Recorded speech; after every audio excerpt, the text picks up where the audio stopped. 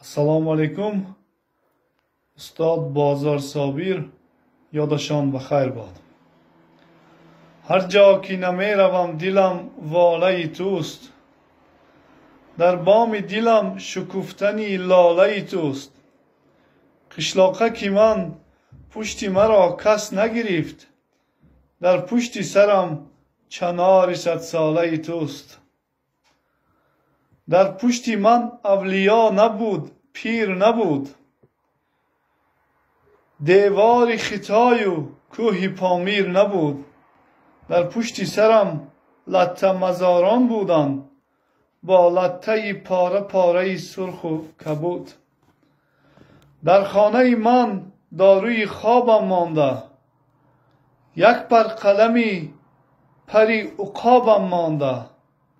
من بالین همسری ندیدم عمره، در بالین من جلد کتابم مانده. در حولی من نه چار مغز است نه بید، نه عرعر قد بلند نه دار سفید.